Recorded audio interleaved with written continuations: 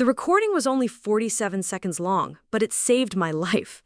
My 11-year-old son Oliver had pressed his phone against the heating vent in his room at 11:43 p.m., catching my brother Derek's voice from the kitchen below. Clear as day. "She'll be gone by morning. Make sure you're ready to act surprised." My name is Eleanor Hayes, and I'm only alive because my son plays too many detective games on his tablet. I woke up that morning to Oliver standing beside my bed, fully dressed, his backpack on like he was ready for school even though it was Saturday. His face was pale, his jaw set in that stubborn way that meant he'd made a decision about something important. "Mom, don't drink your coffee." I blinked at him, still foggy. "What? Oliver, it's Saturday." "Please," his voice cracked. "Just trust me. Don't drink anything Uncle Derek gives you." Before I could respond, he pulled out his phone and played the recording. My brother's voice, casual as discussing the weather, talking about my death like it was a scheduled appointment. Then another voice, female, familiar but I couldn't place it, saying, "The policies are all set. 3 years of premiums paid. No one will question it." My blood turned to ice water. Oliver had already called 911. They were on their way.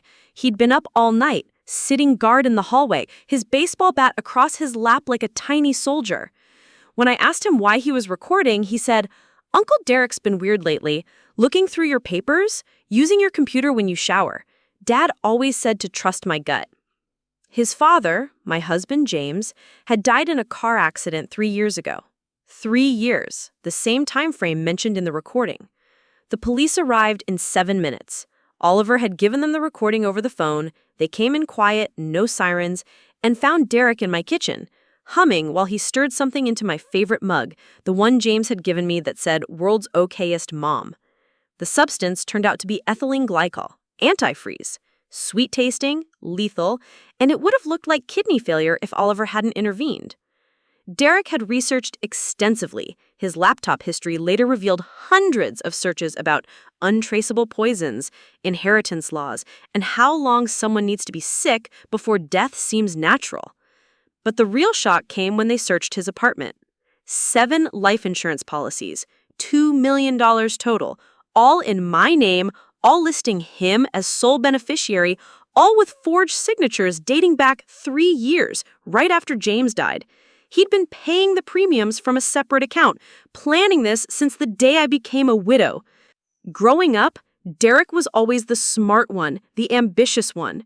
3 years older, he treated me like I was an amusing pet who'd somehow learned to walk upright. When I married James, a contractor who worked with his hands, Derek called it marrying down.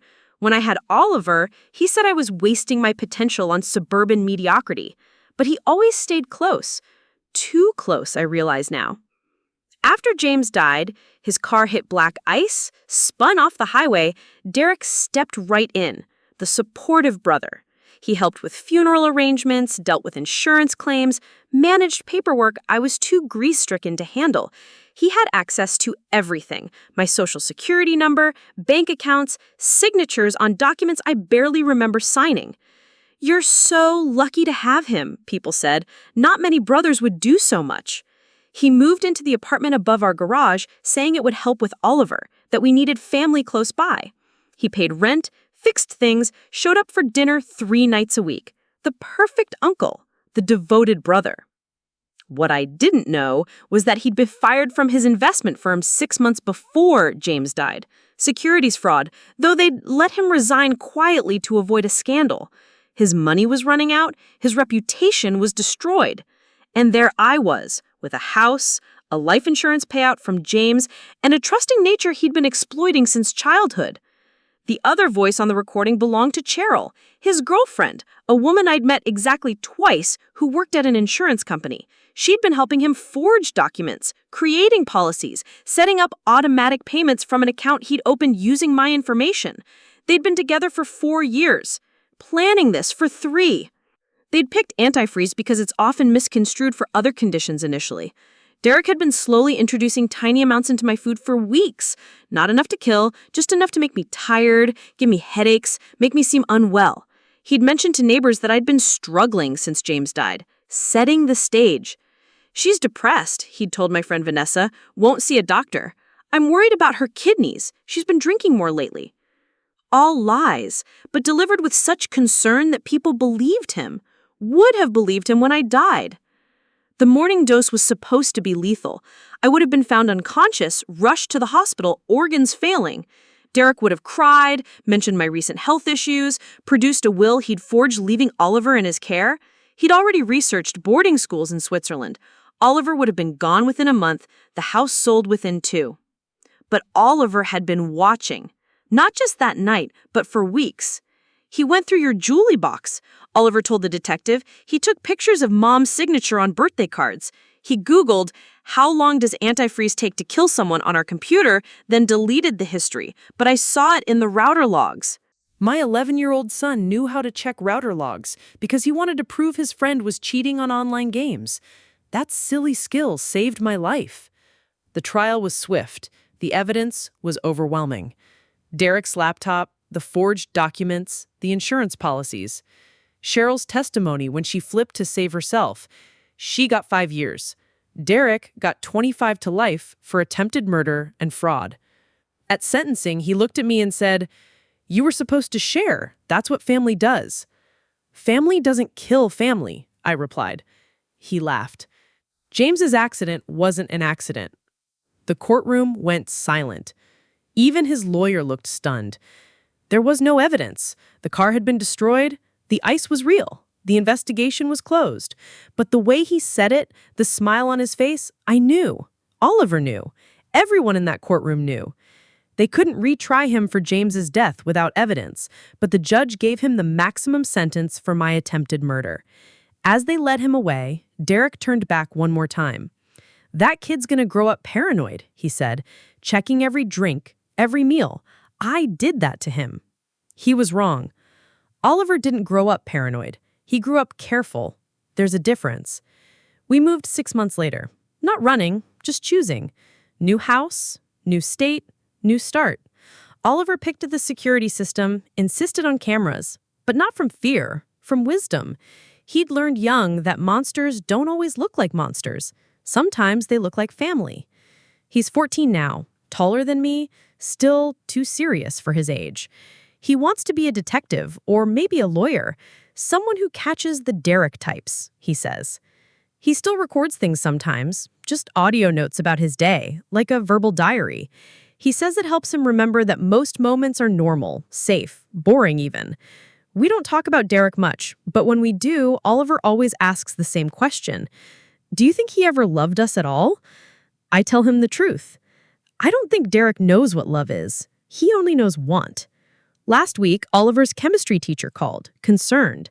They'd been studying toxic substances, and Oliver had written an essay about ethylene glycol that was disturbingly detailed. I had to explain our history, watch the teacher's face go pale. He's not troubled, I assured her. He's just informed.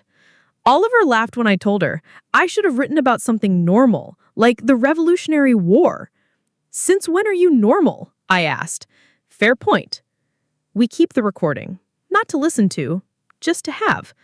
Evidence that Oliver saved my life, that an 11-year-old boy stood guard all night with a baseball bat and a phone, ready to protect his mother from a monster wearing his uncle's face. Derek was right about one thing. Family should share. But Oliver and I share something Derek never understood. We share trust, loyalty, and the absolute certainty that we'll protect each other, no matter what. The coffee maker sits unused in our new kitchen. We drink tea now, made fresh each morning, Oliver and I together. It's become our ritual, our small rebellion against the past. He makes mine too sweet, I make his too weak, and we laugh about it every single morning. Because we're alive to laugh. Because an 11-year-old boy was smarter than a grown man's greed. Because sometimes the youngest heroes are the bravest ones. Derek writes letters from prison sometimes. I don't open them. Oliver asked if he could have them for his criminal psychology project next year. I said yes. He wants to study them, understand them, then burn them in the backyard. Evidence, then closure, he said, sounding 40 instead of 14. That's my boy. My hero.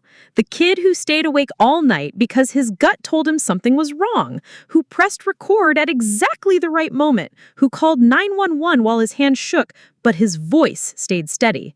Derek thought he was removing an obstacle to wealth. Instead, he revealed that the only wealth that matters was already mine. A son who loved me enough to save me, who was brave enough to stand between me and danger, who grew up too fast, but grew up strong. The recording was 47 seconds long.